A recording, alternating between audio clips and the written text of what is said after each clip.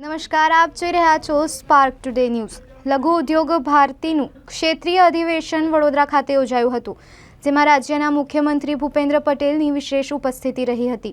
આ પ્રસંગે વિધાનસભાના મુખ્ય દંડક બાળકૃષ્ણ શુક્લા, સાંસદ ડોક્ટર હેમાંગ જોશી, ધારાસભ્ય કેયુર રોકડિયા, મેયર પિંકીબેન સોની પણ વિશેષ ઉપસ્થિત રહ્યા હતા।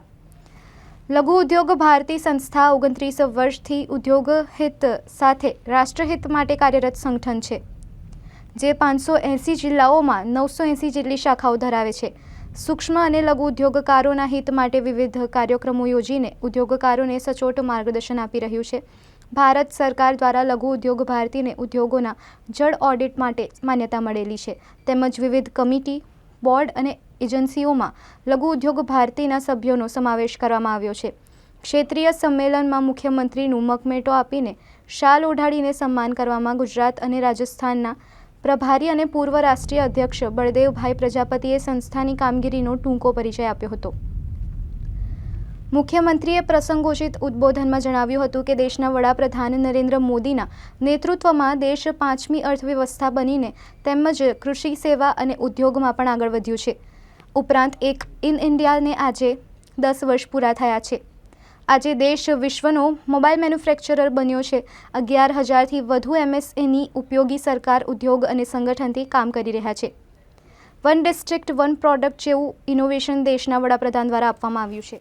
લઘુ ઉદ્યોગ ભારતી ગુજરાત દ્વારા આયોજિત ક્ષેત્રીય સંમેલન 2024ના ઉદ્ઘાટન સત્રમાં આપણી સૌની સાથે મંચ ઉપર ઉપસ્થિત અખિલ ભારતીય સંગઠન મંત્રી શ્રી પ્રકાશચંદ્ર ગુપ્તાજી, રાષ્ટ્રીય અધ્યક્ષ શ્રી ઘનશ્યામજી ઓઝા, ગુજરાત અને રાજસ્થાનના પ્રભારી શ્રી બળદેવભાઈ પ્રજાપતિ, પ્રદેશ મહામંત્રી શ્રી ઈશ્વરભાઈ સજ્જન, કર્ણાવતી સંભાગના પ્રમુખ શ્રી ઈશ્વરભાઈ પટેલ, મહામંત્રી શ્રી સંદીપભાઈ શાહ, વડોદરા જિલ્લાના પ્રમુખ શ્રી વિરલભાઈ ચૌધરી, મંચની સામે ઉપસ્થિત અમારા સાથી અને મુખ્ય દંડક શ્રી બાલુભાઈ શુક્લા, सांसद श्री हेमांगभाई जोशी, मेयर श्रीमती पिंकीबेन सोनी, धारासभ्य श्रीमती मनीषाबेन वकील, श्री केयूरभाई रोकड़िया, लघु उद्योग भारतीना सौ सदस्यश्रीओ, आमंत्रित महानुभावों, प्रेस मीडियाना मित्रों, सौने मारा नमस्कार।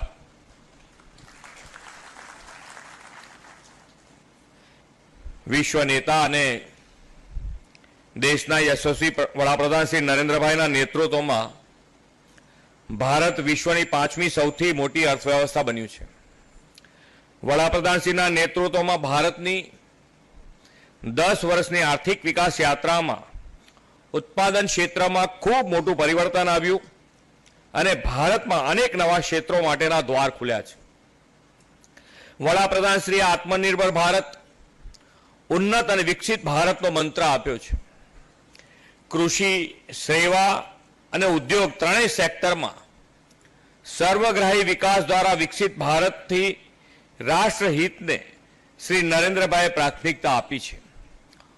ઉદ્યોગ હિત સાથે રાષ્ટ્રહિતનો વિચાર કરતું સંગઠન લઘુ ઉદ્યોગ ભારતી આત્મનિર્ભર ભારત અને મેક ઇન ઇન્ડિયા માટે અવિરતપણે કાર્યરત છે। આ બે હિતનો સમન્વય કરીને તાલમેલ જાળવીને ઉદ્યોગ વિકાસથી રાષ્ટ્ર વિકાસ માટેના સામૂહિક મંથન ચિંતન માટે લઘુ ઉદ્યોગ ભારતીએ કરેલું આજનું આ આયોજન અભિનંદનીય છે।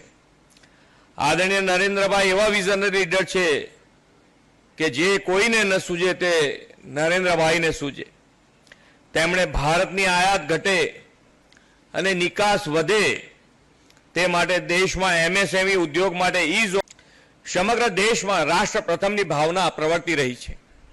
રાષ્ટ્રહિતની ભાવના સાથે દેશમાં ઉત્પાદન વધે, રોજગારીનું સર્જન થાય અને સ્થાનિક ઉદ્યોગોને વેગ મળે તે માટે લઘુ ઉદ્યોગ ભારતી કામ કરી રહી છે।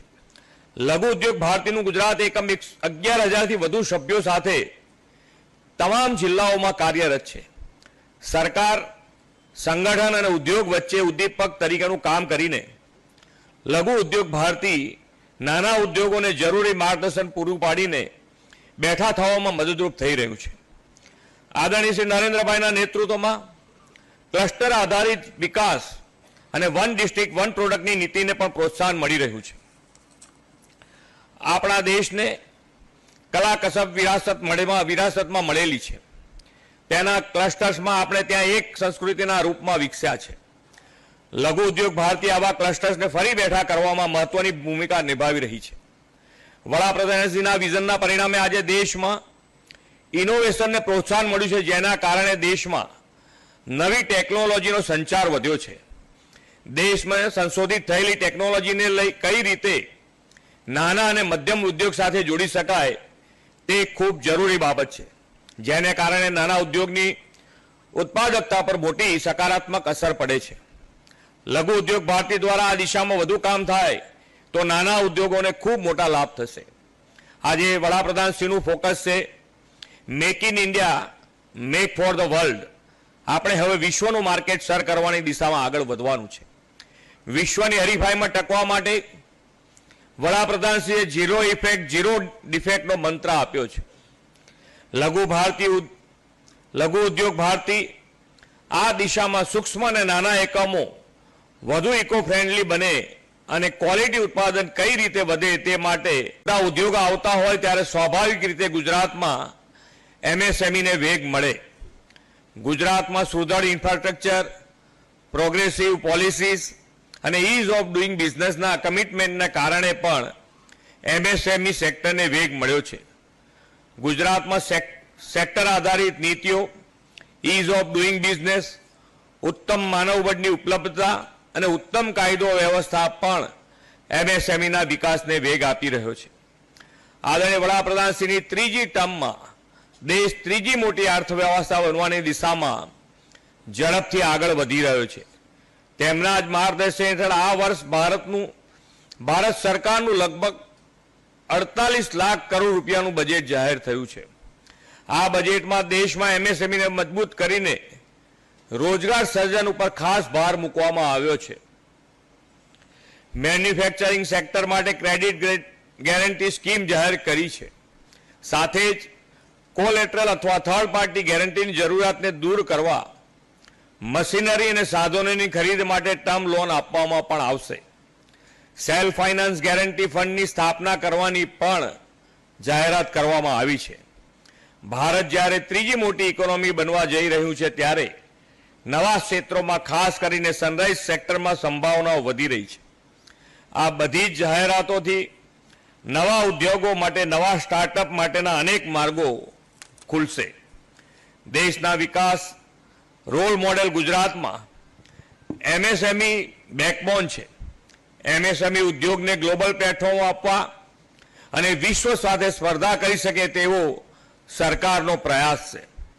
આદરણીય નરેન્દ્રભાઈના માર્ગદર્શન હેઠળ ગુજરાત સરકાર સેક્ટર સ્પેસિફિક નીતિઓ દ્વારા ઉદ્યોગોને બળ આપી રહી છે.